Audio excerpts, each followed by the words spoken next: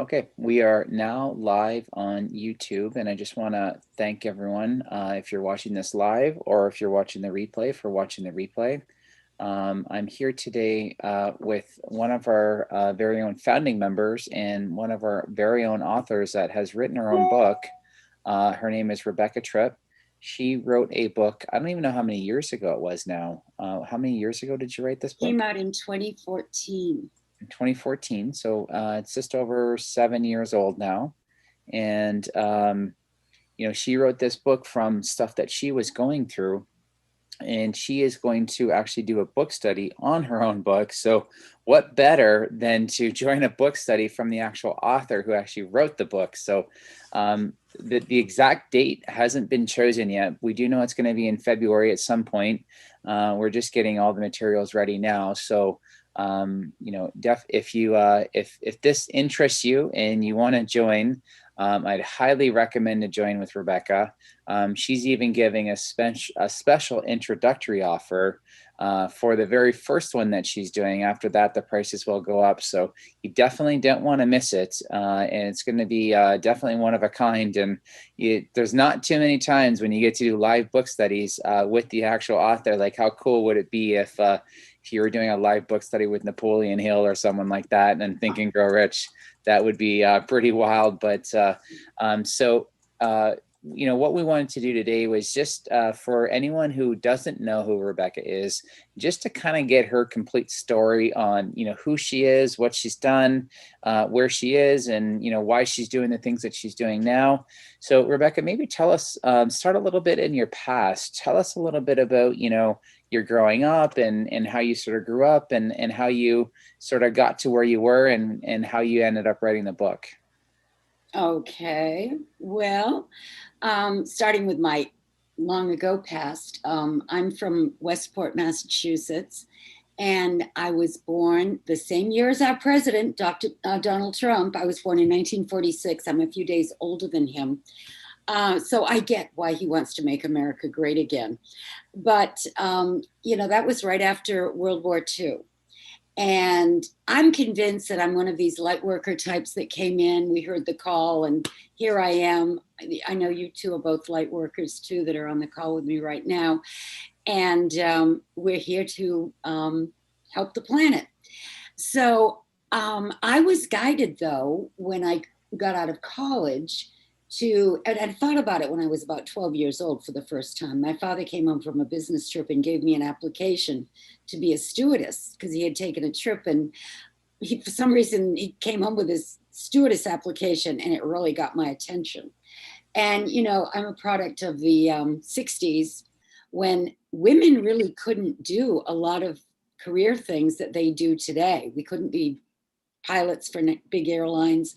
We couldn't be CEOs. We couldn't do a lot of things, but stewardesses could do everything in a man's world as far as traveling and cruising around. So I really wanted to be a stewardess because I love travel and it just sounded fascinating. So I applied and I got a job. I started flying in 1967 with United Airlines, which turned out to be the perfect airline for me because Pan American went bankrupt during my career. I originally applied with TWA, Trans World Airways, and they rejected me, and I was devastated, but they went bankrupt. Eastern Airlines hired me. They went bankrupt. And but I picked United, and they hung in there. So I was able to have a 35-year career with United Airlines, and I met amazing people as soon as I started flying. I met a man when I was based in Chicago, my first base. I was living in this building in downtown Chicago, and it was all stewardesses. But these two men moved in. There was a man who managed the building, and then these two guys moved in and befriended my roommate and me.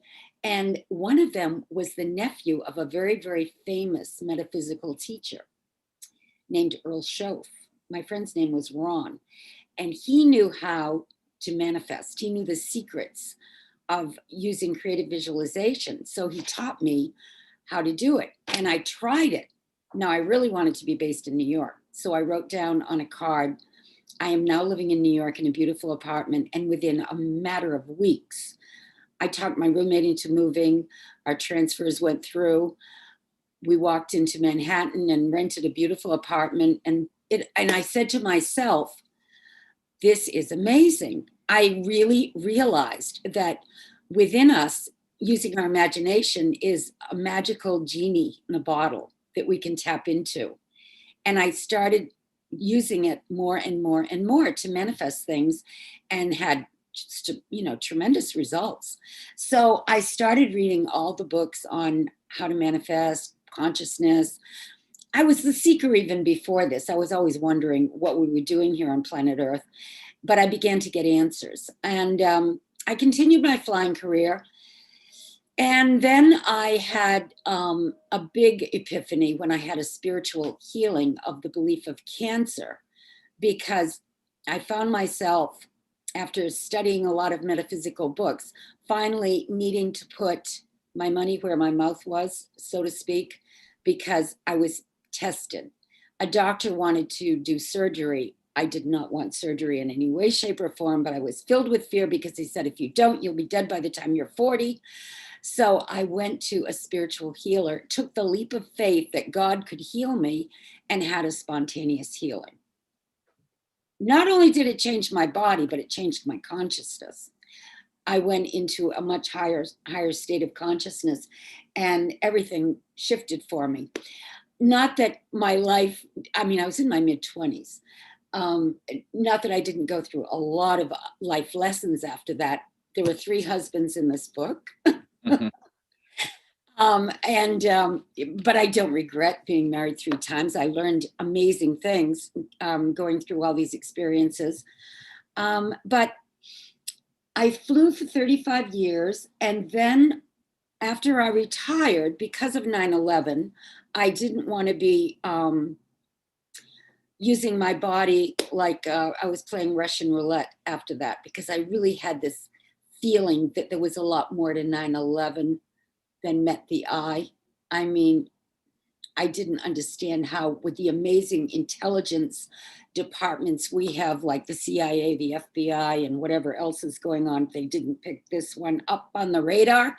Well, I was supposed to be on the second airplane that hit the tower because I bid for it. I was based in Boston by then. And because I was the most senior person in the base, I always got my first bid. And that was what I bid, Flight 175. But at the last minute, I changed my bid because I got into a conversation with my friend, Brian, and he talked me into a different layover hotel. So I went to the computer and changed the bid. But after that, I didn't really enjoy flying anymore, because there were all kinds of crazy things going on after 9/11. It just wasn't the same. So I retired, but I had 35 years, so that was enough. And then for 2 years, I tried to figure out, what can I do next?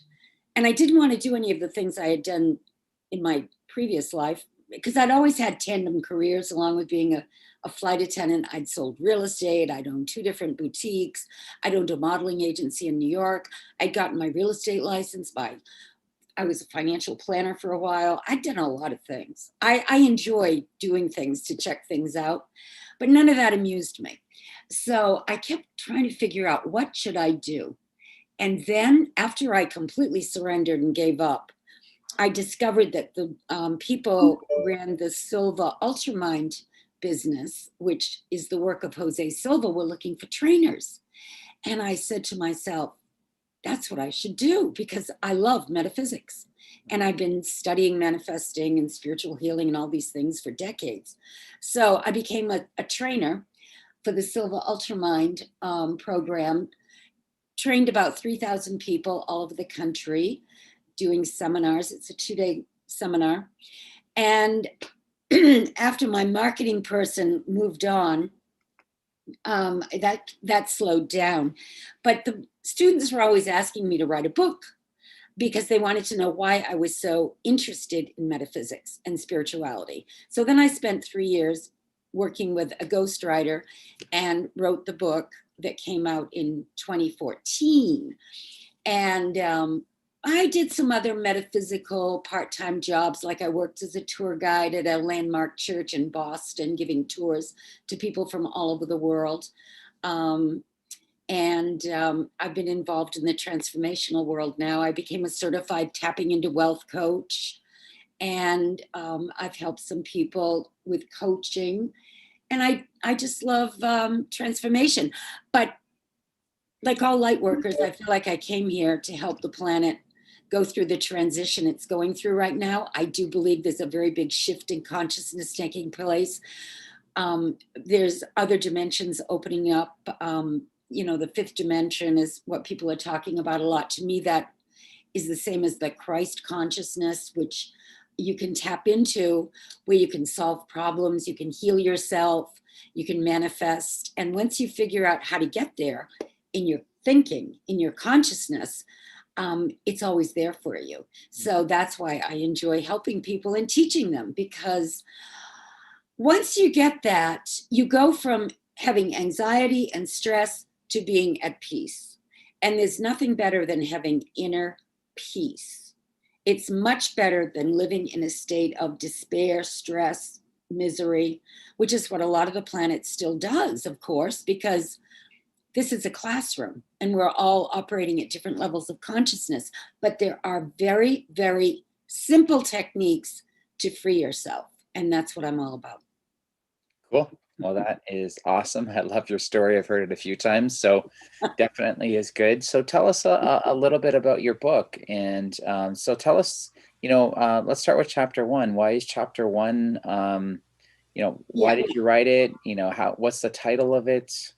Okay. Well, the title of the chapter 1 is called Breaking the Rules. And I put a quote at the beginning of each chapter. Chapter 1 is a quote from Marilyn Monroe. If I'd observed all the rules, I'd never gotten anywhere. I like that. Because you want to know something?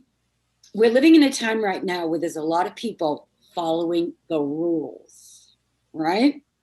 And it's making them crazy because they're so worried that they're breaking the rules. Well, who made the rules in the first place? Humans, right? Government. Okay, so I give the example in this book of the first sign I got as a thinking human being that there were rules. Now, when I was a little girl, we didn't go to kindergarten. We just went to first grade. And I was so excited to go to first grade because I knew that people could look at a piece of paper that had marks on it and writing and interpret it and read books, and understand what they were looking at. And I could read a little bit, but not enough to really enjoy it that much. And I really wanted to learn how to read. I thought I was going to go to school and learn how to read the first day. Well, the first day of school for me became embedded in my consciousness because I had such an experience of realizing you can break the rules. We were sitting in a circle, all the little first graders on the first day. The teacher, who was really a very nice lady, was sitting there with us. I ended up liking her a lot. She was one of the nicest teachers in the school. Well, anyway, we were sitting there and I had just learned how to whistle that week. So I just decided I would whistle to share it with everyone because I thought it was kind of a cool thing. Mm-hmm. Well, the teacher looked at me and it shocked me because I can still remember how she looked at me. And she said, Rebecca, we don't whistle in school. And I still remember to this day the dress I had on, the shoes I had on, because it was one of those moments. Now, that's how we program children. Mm-hmm. We train them to obey the rules. Mm-hmm. And that's what the educational system, a good part of it, is about. Mm-hmm. And then pretty soon, you're afraid to break a rule, mm-hmm. unless you're a real independent thinker. Mm-hmm. Or you do some soul searching or digging, or you read books, or you figure something out that frees you from all that programming. That's what the Silva Ultramind training is about. Cool. We're all programmed. We can't help it. As soon as we come out and we're born, we start getting programmed by our families, our communities, the world. And, but it depends on how you react to programming. Now, that certainly was a very, very kind of big event for me because it left such an impression. And, I'm the kind of person who has a very independent spirit. So it didn't make any sense to me. My immediate reaction within myself was, what kind of a place is this? Mhm. Why would someone say that to me? Mhm. I didn't really say anything, but it was, and then of course you're a little embarrassed when you're in front of your peers. Mhm. And that's what's happened to mankind. Doesn't really live their full potential because they've been so beaten down. Many times it's unintentional. They're just trying to make people be good Mhm. or, not get in trouble. Mhm. But there's a lot of rules Mhm. and they're all man-made. So you have to ask yourself, which rules do I live by? And one of the reasons I wrote this book is because after you figure out there are the rules of the 3D world where you can operate, but there are also rules that are from a higher order, that the laws of reciprocity, the laws of attraction, what you give out is what you get back. There's all kinds of other laws that you can study in metaphysics that are true and eternal, because human laws can be changed every day of the week. Who would have thought we'd end up in a situation we're in now globally, where we got all these rules that people are supposed to follow? And it's, instead of progressing us, it's kind of moving us backwards. Mhm. Yeah. So tell us, what's chapter 2 about? Chapter 2 is called, let's see, um, See It, Believe It. That's when I met the man who taught me how to use creative visualization. And that was a big epiphany for me. And I told you the story earlier in the interview, but I remember when I got it, my gosh, what we think about, what we visualize, what we use our imagination to create in our lives is what we're experiencing. I really got that. Mhm. I was really frustrated to think they don't teach it in the churches, most of them. Some of the New Age churches started teaching it, but the traditional older churches always made people think you're not good enough. Mhm. You're a miserable sinner. You got to wait until you die until you get the good stuff, right? Okay. And they don't teach it in colleges. Mhm. Very hard to, I mean, I don't even think there's that many colleges that even have a decent course in metaphysics. There have always been mystery schools and secret organizations where you can go and study and meditate and learn how to do these things, but it's not mainstream. Mhm. So that was a real shocker to me, that you can be raised in a decent culture, society, with parents that are okay, but they don't know any of this stuff. Nobody can teach it to you. You've got to go find it yourself. That's why they call it the pearl of great price, Mhm. because you can tell it to someone, but if they're not ready to hear it, they're not going to hear it anyway. Mhm. Yeah. So that's chapter 2. Okay. I get into that. Tell me about chapter 3. Chapter 3 is called baggage. Now, crew members fly all over the world carrying their baggage, and it's just one suitcase and a tote bag. So you got to be real careful what you put in that bag, because if you're in Singapore or Hong Kong or Frankfurt, you want to make sure you got something with you that you really wanted to bring. If you Mhm. forget it, you don't have it. So, but it's always good to travel light.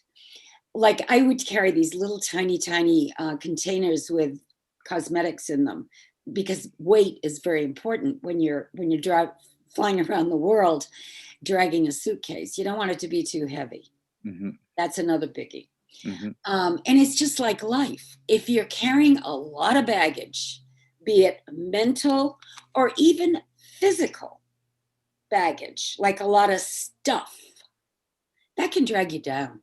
Mhm. It can really drag you down, because you can be much more of a metaphysical thinker. When that's why monks and metaphysical people like to live in little ashrams and simple places, because they don't have to think about all that stuff. They can just think, meditate, go within. Makes it simple. And it can be very powerful. So I did a whole thing on baggage because of that. Good. Interesting. Yeah. Chapter 4. The French twist. Now, this is all about confidence. I was on a flight going to Narita one afternoon because we used to leave Kennedy Airport about 1 o'clock in the afternoon for a 14-hour flight nonstop to Narita, Japan, which you fly across the country way up toward the North Pole because of the curve of the Earth. It's a long flight, 14 hours. And it was a beautiful 747 that we would be on, and I'd be working in first class. So I'm going around asking the passengers if they'd like a pre-departure cocktail, mimosa, whatever. And I get to this man, and he's kind of grumpy. And he said to me, I used to wear my hair in a French twist. And he said, your French twist is crooked. And I said to myself, really? And it was kind of like, threw me off a little bit and made me a little uncomfortable. And I started to think, gee, maybe I don't look too good.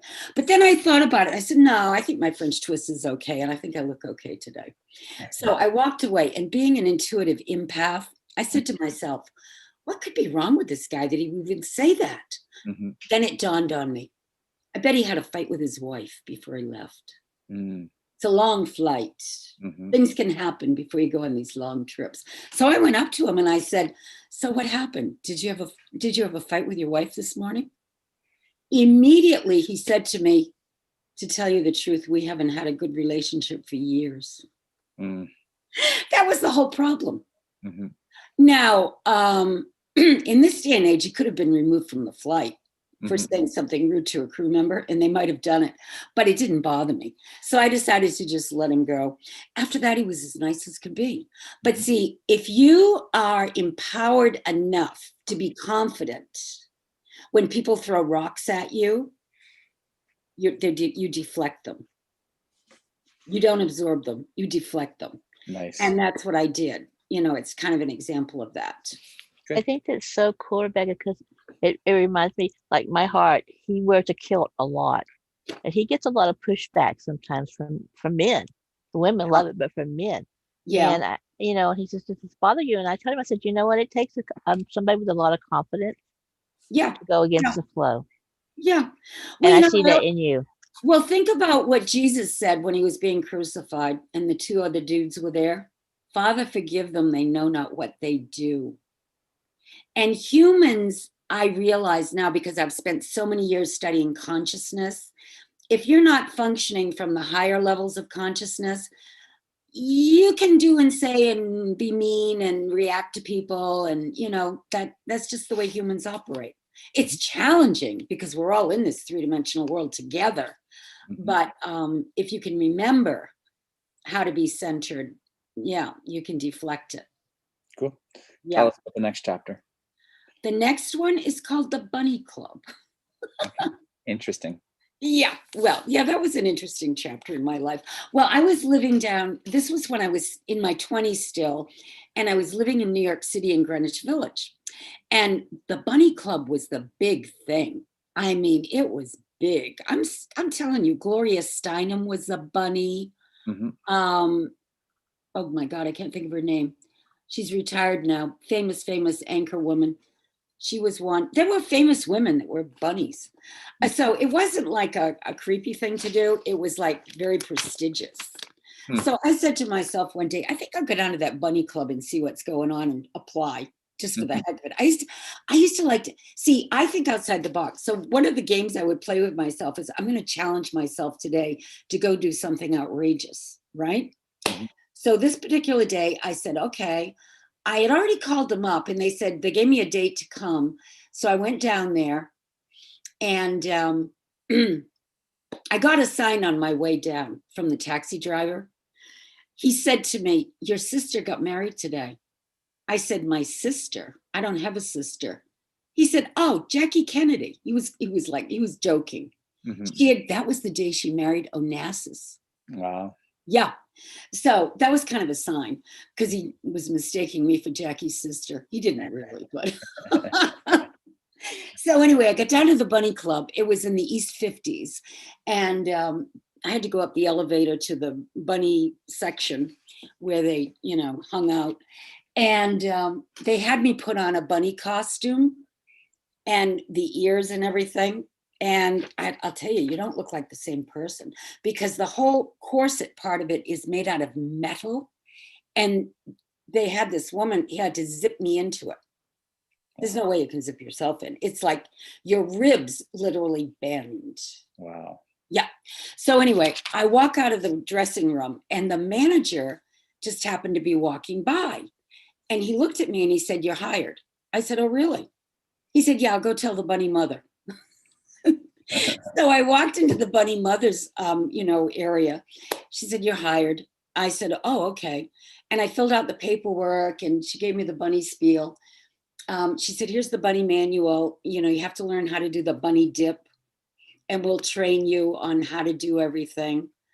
And then this creepy photographer came in and told me how much money I would make posing fully dressed, semi-dressed, nude, semi-nude. And I'm going, oh my God, this is creepy.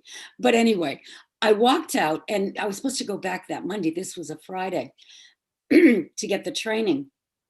I flew a trip to Seattle as a stewardess. And the bunny mother had told me, you can't be a bunny and a stewardess. You're going to have to decide one or the other.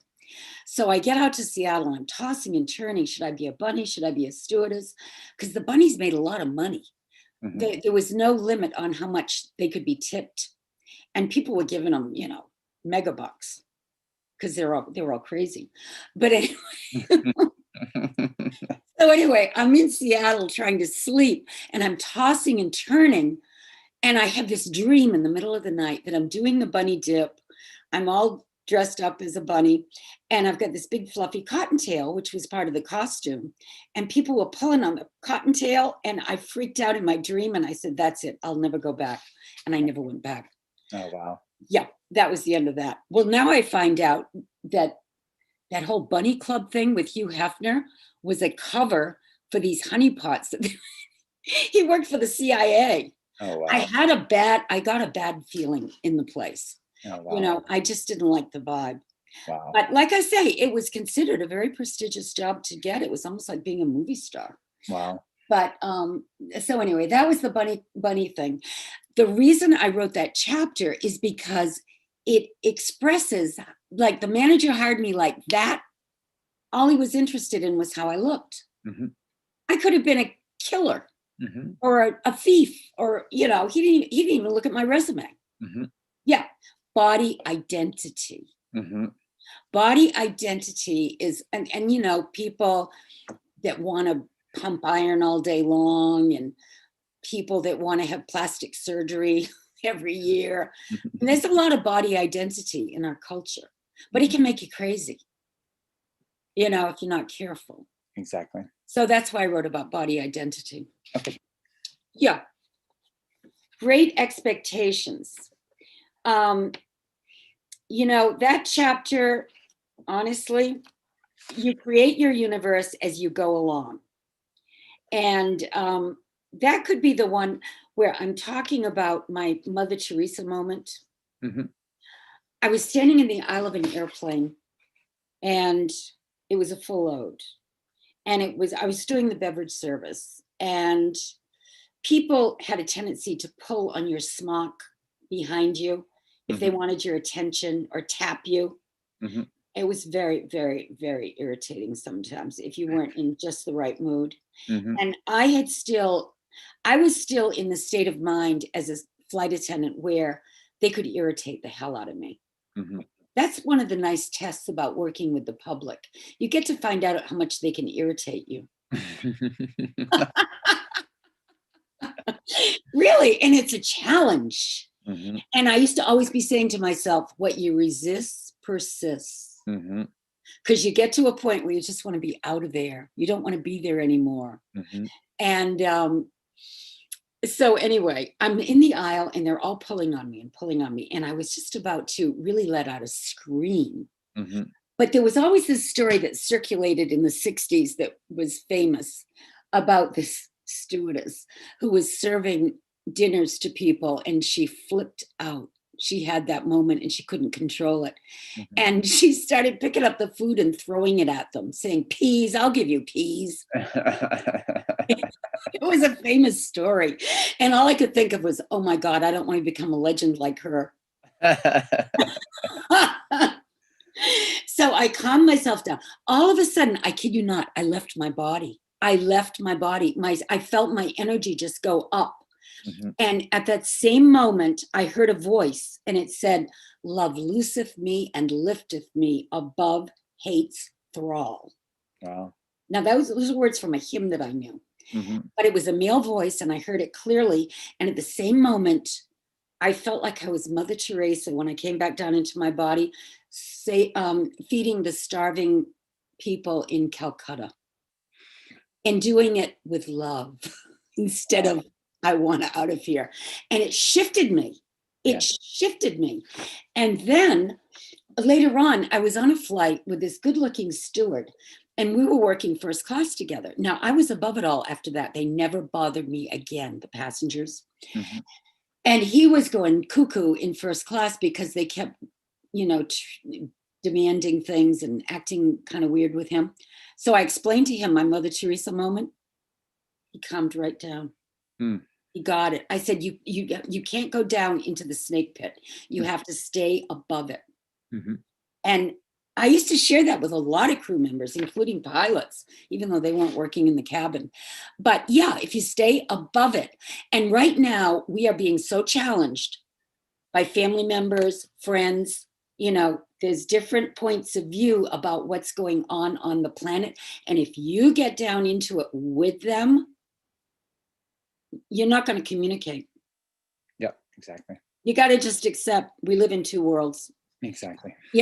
So but you have to learn those lessons, because I always thought the passengers were there to amuse me Mhm. until I had the Mother Teresa moment. And then from then on, I was like Mother Teresa serving the poor starving people in Calcutta, and they didn't bother me anymore. I Mhm. didn't expect them to be good. Awesome. Awesome. Tell us about the next chapter. All right, the next one is called The New Illusion. The new illusion. You must choose between your attachments and happiness. Mhm. Now, this is the thing. I think my third husband is in this chapter. All my husbands are in these chapters. Mhm. The first one was an unbelievably good-looking international model. And I had wanted to have a modeling agency in New York, so I attracted him and we manifested a modeling agency. But that marriage lasted 3 years. And then the third husband, he was he was a trust fund baby, and he loved antiques, and all of his relatives were billionaires. He wasn't a billionaire, but his relatives were. So he was around a lot of rich people, and he loved beautiful antiques because he grew up with them. But he liked antiques more than he liked people. Mm. Yeah. That's the problem. Wow. See, this is the thing about attachments. Mhm. If you like your stuff more than you like your spouse or your family, well, like one time we decided, Michael, you got to get rid of some of this stuff. Mhm. So we had this girl come over that knew how to sell on eBay. Mhm. So she taught him how to do it. She had it, and she said, okay, now let's test it out. Go get something you want to sell. Mhm. He brought out this thing that was worth $2 Oh my goodness. because he couldn't get rid of his stuff. Yeah. Yeah. So that was a real lesson to me too, how attached people can be to their stuff. But if you are attached to your stuff, it bugs you. It's just like anything else, baggage. Exactly. Energy. If everything is energy, you're just wasting more energy on it. Exactly. Okay. And tell us about the next one. All right. The next one is you might need a private jet. Now that one, oh yeah. Yeah, that was yeah. The thing about a private jet is that people, they want to have private jets, which is a good thing now. There weren't any private jets to speak of in the 60s. That's why we met all the celebrities and, movers and shakers. And that was the fun part of it back in the 60s. Everybody was flying commercially. Now they have private jets. But the point of that chapter is that I talk about, well, that's where I talk about Flight 175, actually, which I spoke about earlier. And, how I didn't want to fly anymore as a flight attendant after that because there were too many things to think about. Guarding the cockpit door when they came out to use the bathroom, not being able to just pop up to the cockpit when you felt like it, because we always just, had a secret knock. But then all of a sudden it was set up like Fort Knox. There was no way you could get in the cockpit unless, you knew the secrets. And it just, wasn't any fun anymore because, and what I've observed in my life because of my age and my flying career, when I first started flying in the 60s, there was no security whatsoever. Mm-hmm. We could travel freely about the planet. And younger people don't even realize that we have been so confined now. Mm-hmm. Because of things like 9/11. Mm-hmm. But in the United States, it started with all those airplanes that were being hijacked to Cuba. Mm-hmm. All of a sudden they decided, they like to take airplanes to Cuba. I could never figure out the point of it because it seemed like they just got arrested when they got there. Mm-hmm. And nobody ever got killed. But there were some terrorist attacks overseas, in the early 70s. They started blowing up airplanes. So they started with this whole security thing. Mm-hmm. And it's just gotten worse and worse and worse and worse and worse. And being a person who loves freedom, I don't like restraints and constraints, and it just keeps getting worse all the time. And people just think, isn't this wonderful, we're so much safer. Well, guess what? Every year when I'd go to secure, we had to go to training, to keep our certifications as flight attendants. And it was all about safety and crashes. And we would go over every major crash that had happened that year and even in past history and talk about what we would do in certain situations if we were hijacked or if we crashed in the ocean, all this kind of stuff. There's a lot of training involved with being a crew member, especially a flight attendant and a pilot. But people don't realize that. But, one of the things they used to say to us every year, we're going to start seeing terrorist attacks on our own land here in America. And they're probably going to continue to try to blow up airplanes and do things. And crew members know that all the security stuff is more for show. Mm-hmm. Than anything. If you're a real demon and you want to do something like they did on 9/11, who knows how that went down. Mm-hmm. I'm not so sure the story we heard on the news is even close to the truth.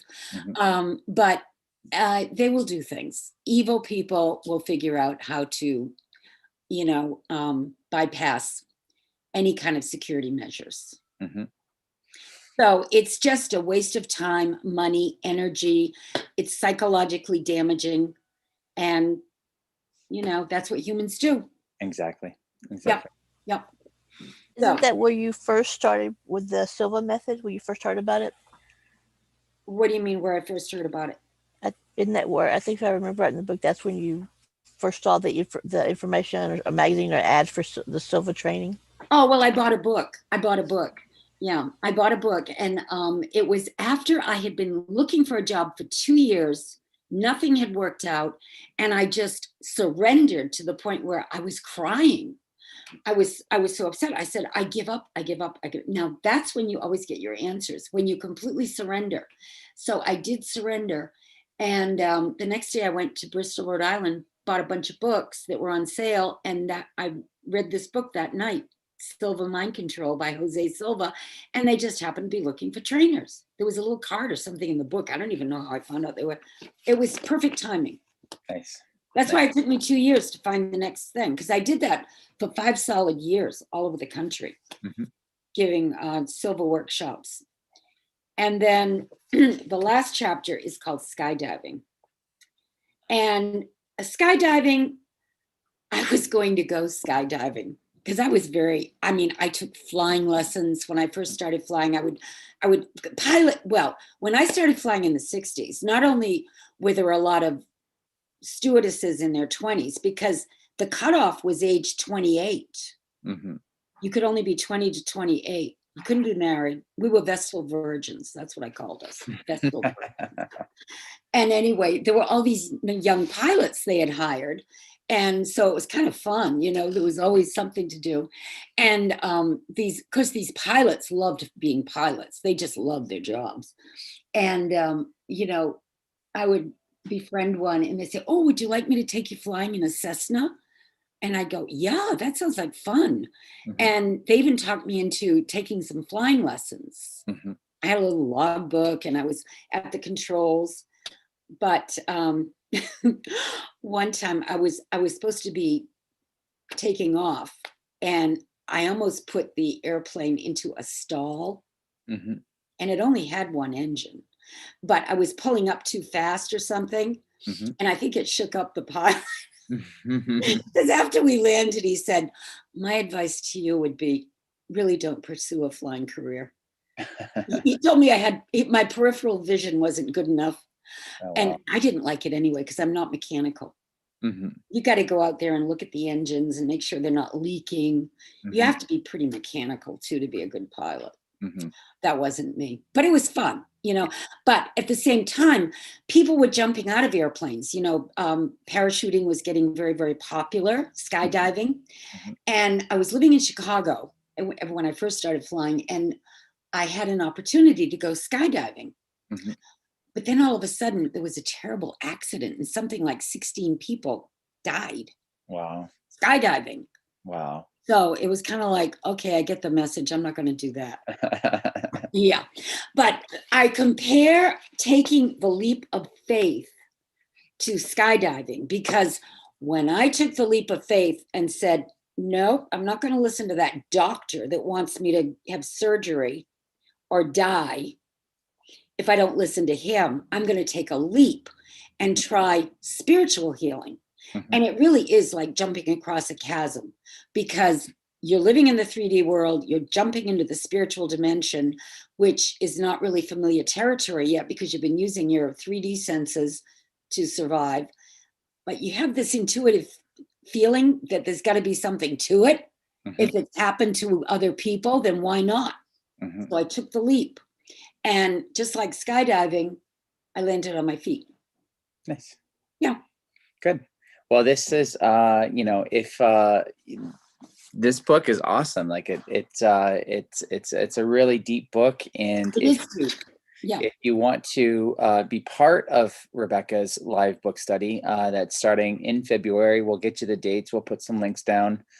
We haven't finalized that just yet. We're putting all the material together.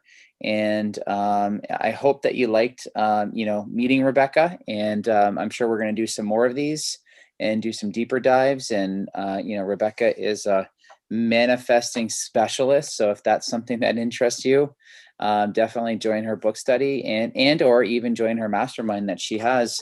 I think she's got some spaces open left on her mastermind still. Mm-hmm. So definitely get in touch. We'll put some links at the bottom, and or if you know anyone that might be interested in learning more, attending her live book study, let her know. We might have a limited space, so you definitely want to sign up sooner than later. There's no advantage to waiting till last minute or signing up early. It's all the same price. Rebecca just really wanted to start getting this message out. And, I'm happy that she's here as one of our founding members in Acorn Life Mastery. And I hope you like this call today. So any final words, Rebecca? Yeah, I'd just like to add, those people that join my book study will also have the opportunity, because it'll be live. If there's something specifically that they would like me to address, we can do that. I know everybody is looking always. I mean, we as long as we're in the 3-dimensional world, there's always something we're working on, and it could be in the category of health, wealth, happiness, friendship, purpose, whatever. If you've got questions, I'll be there, willing to offer whatever insights I have. And I also want to mention that you would want to buy my book, and you can get it for $9.95 if you go to my website, rebeccatripp.com. I will send you a signed copy. You can also get it through my app called Inner Power with Rebecca Tripp, which is on Android and Apple. So maybe you can put that underneath the sites where they can, but you must sign up for Acorn in order to sign up, and that's free. The Acorn Life Mastery community is a free community that has amazing things to offer people, and you want to sign up on that. Cool. Well, thank you so much for your time, Rebecca. And we're looking to fill up her spots, and so definitely reserve your spots early in advance. And we hope to see you there and connect you with Rebecca.